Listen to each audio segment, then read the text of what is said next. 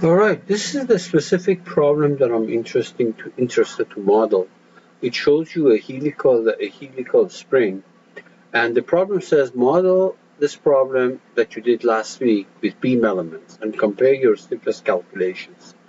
So since I didn't do it last week, I will first model this thing as solid elements to show you how you make a helix and how you convert it into spring like that.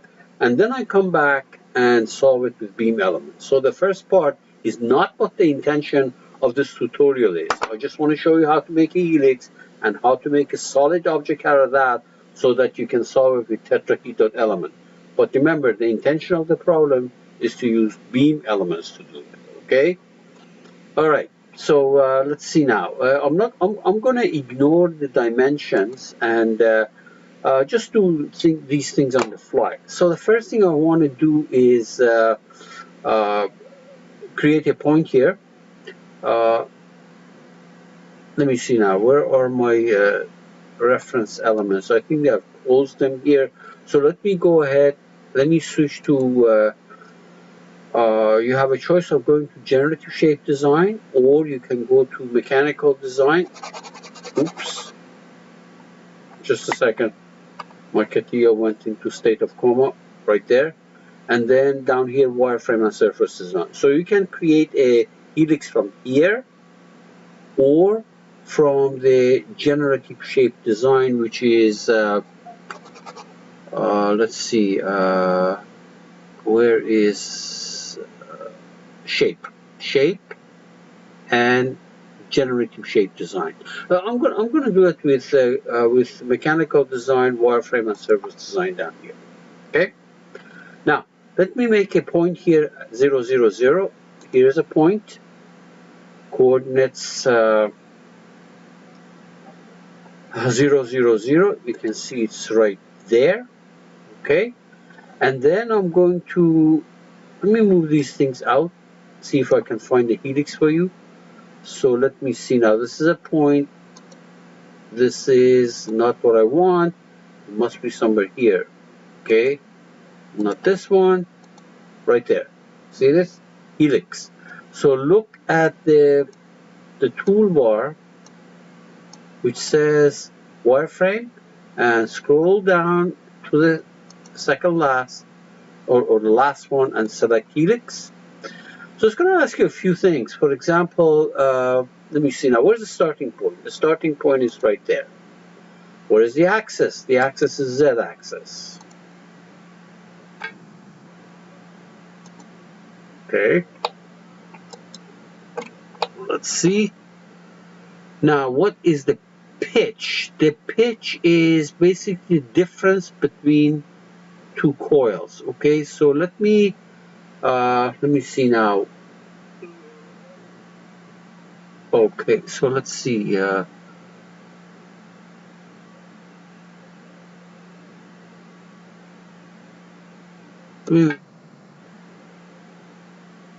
Helix creation, the original point is on the helix axis.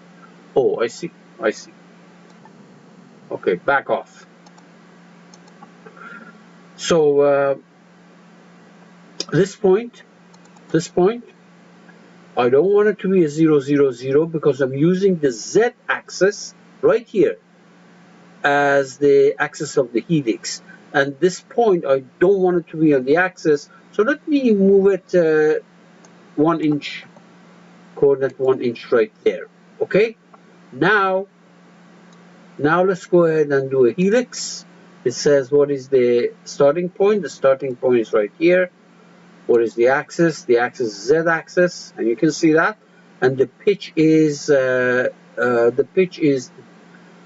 see now. The pitch is the distance between two coils. So let me make this thing for now maybe 1. Okay, and the height let's make it I don't know, 10 maybe, and then we preview it. It's right here. See this? Okay, now let's play with this thing a little bit. Maybe I want to make the height. Let me see now. The height, the pitch. Let's make the pitch smaller. So 0.5. There we are. And the height is, this is too high, so let's go 5. Something that looks respectable as in the drawing that I have. So make it 4. Preview. Okay, good.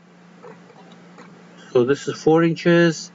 The distance between two coils is ½ an inch. So this ½ an inch, there's 8 of them, as you can see. And I say okay. Good. So we created at least the wireframe helix. Now, in order to create a solid object, I'm going to draw a circle here, perpendicular to that curve, and then rivet along that axis, along the helix. So let's see now.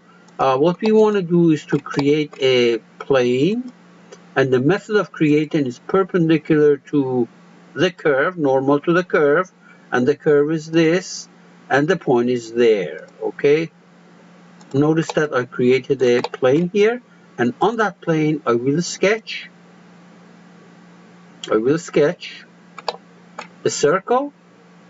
This is going to be the diameter of that helical spring. This can't be too big because then it interferes with the other coils. So let's exit, and now we're going to do a rib. Now obviously you want to create a solid object. If you create a solid object, you won't find it here. You have to switch to part design.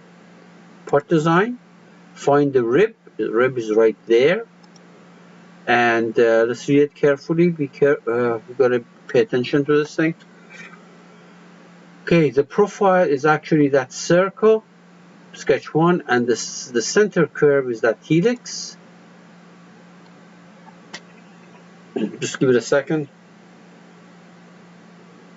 All right, and let's preview it. There we are. So now I can apply material to this thing and basically go ahead into wireframe and to generative structure analysis. Let's actually do that. Okay, let's apply the material. This is not the intention of this present exercise, but why don't we do it? Okay, because we want to solve this beam problem. This is not the beam problem that we're doing. So let's see now. Seal on there. Okay. All right. And we're done as far as this is concerned. So we go to generative structure analysis. Catia sees a solid object. Immediately it meshes it.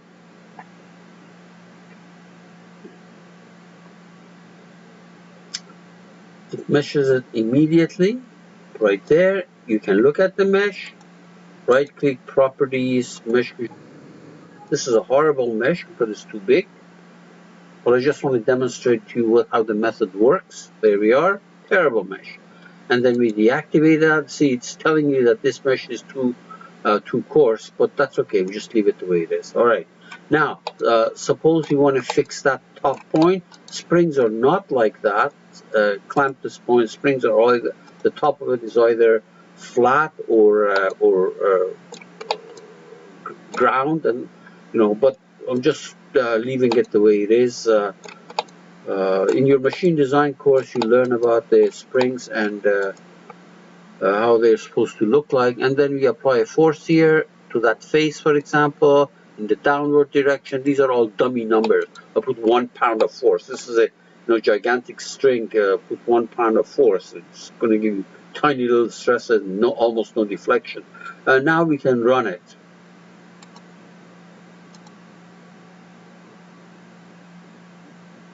Okay. And then you can look at the deflection right here, and then you can animate it. Okay. Let's make it faster. Guess actually let me make the scale bigger. So maybe 200, so that it becomes like a piece of gum. Now, anyway, the point is that this is if you wanted to do it with solid element. That's not the focus of this tutorial, because we're covering. And by the way, here is the one Mises stress distribution. Let me change the rendering here so you can see it better. There we are. there is a problem with my computer. I already told you the results are this is not the way the one meter stress is supposed to look like. But I have a problem with my graphics card and it gives me basically garbage. And these are tiny little stresses, very small, and that doesn't surprise you because I'm applying 1 pound, 1 pound of force at this end. Anyway, this is